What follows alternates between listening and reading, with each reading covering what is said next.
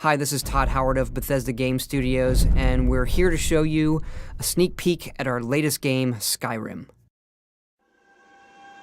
Each time we do a new Elder Scrolls game, we'd like to start fresh, and Skyrim is no different. Coming off of Oblivion, and then the team did Fallout 3, we had a huge list of things we knew we wanted to do technically with the current generation of hardware and PCs to bring a virtual fantasy world to life. So we've rewritten the render, we've rewritten all the gameplay, the scripting language, the faces, the foliage, and all this comes together in our new engine we call the Creation Engine. So we're interested in all the little details like this plant here, the medium details of these logs and trees, and all the way up to distant mountains. And if you've played our previous stuff, you know that mountain is not just a backdrop. You can walk all the way to the top of that mountain. And it's a huge world. Like our previous games, you can create any kind of character you want and then go do what you want. The game's primarily designed as a first-person game, but you can also play in third person.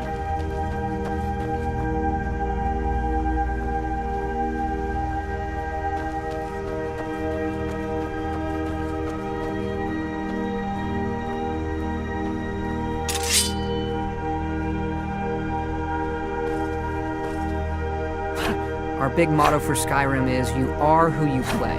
So whatever you have in your hands, or whatever you're using, you're going to get better at, and then you're going to level up. The right trigger does your right hand, and the left trigger does your left hand.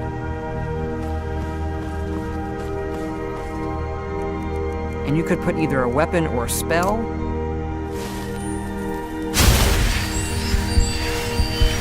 You can also dual-wield spells. What's really cool here is, if you put the same spell in both hands and pull both triggers, you can get a bigger, more powerful version of that spell. Up here we have standing stones. There are 13 of these throughout Skyrim's landscape, and they give you special abilities, but you can only have one of these active at a time.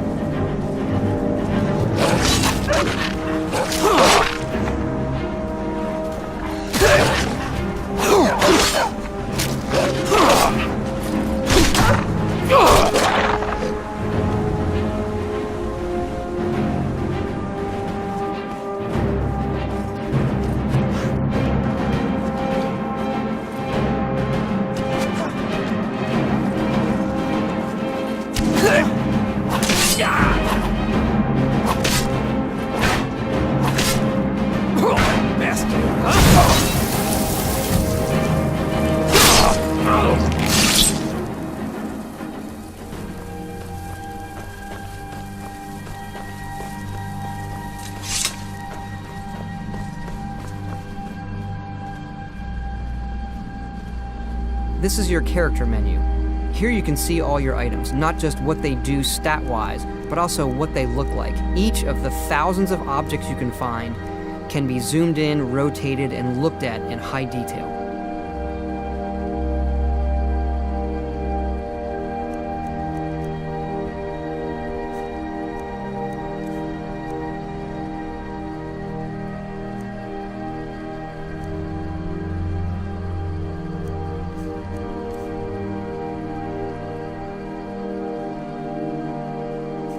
With the skills menu, you look to the heavens, and here you can see all of your skills, how they're progressing, and as your skills increase, you'll push yourself to leveling up. The higher the skill, the more it affects your level progress. And when you level up, you get to pick a perk. Each of these skills has its own perk tree. As you develop your character, it's like the game is drawing this custom constellation for who you are. Lastly, we have the map, and we're just going to pull the camera back here and show you how the level of detail system works in the game. We're just rendering the whole world.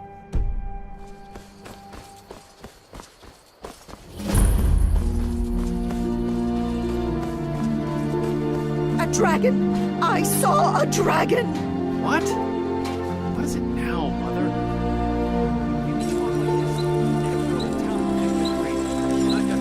Ain't every day we get visitors in Riverwood. Gerda's family first settled here as woodcutters a few generations ago. She and Hod run the mill. I make a decent living sharpening axes and fixing the sawmill.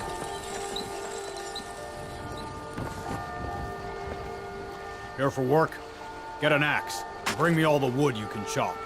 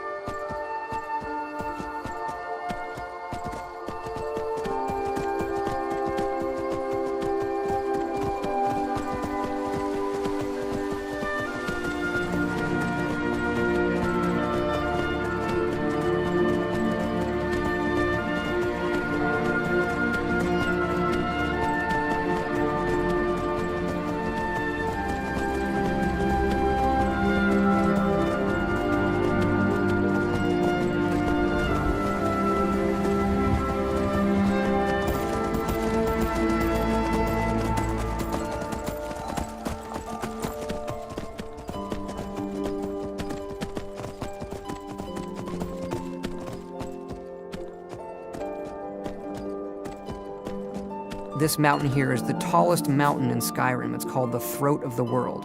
It is home to the Greybeards, who are masters of the voice. The voice is the ability to use the language of dragons and form these magical shouts.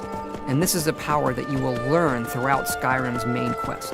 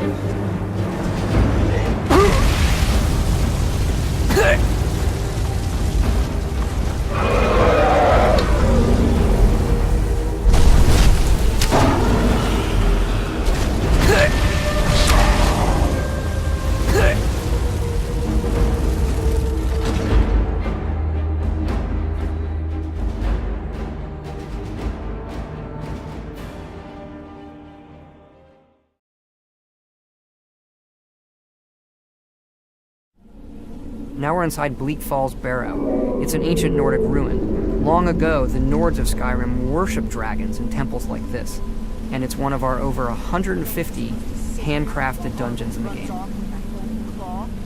That dark elf wants to go on ahead, let him. That has been us whisking next. What if Orville doesn't come back?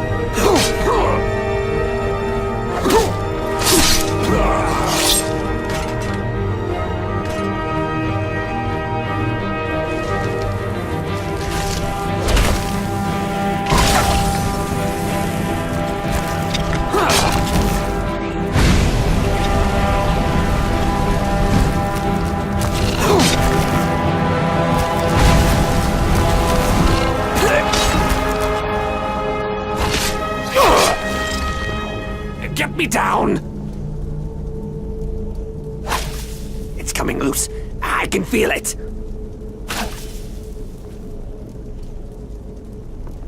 You fool! Why should I share the treasure with anyone?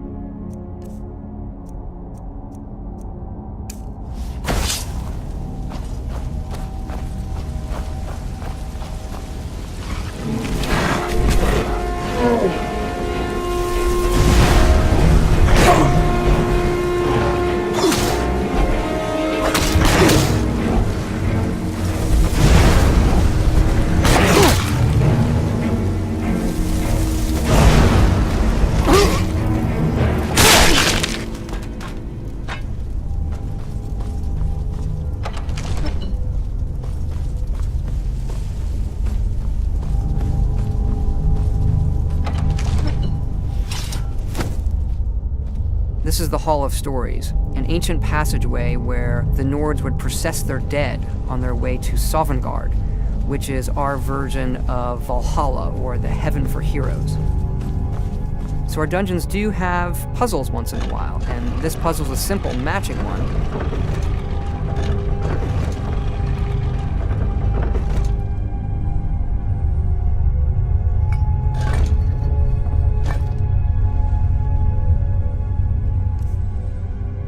The solution to this particular puzzle is etched on the key itself.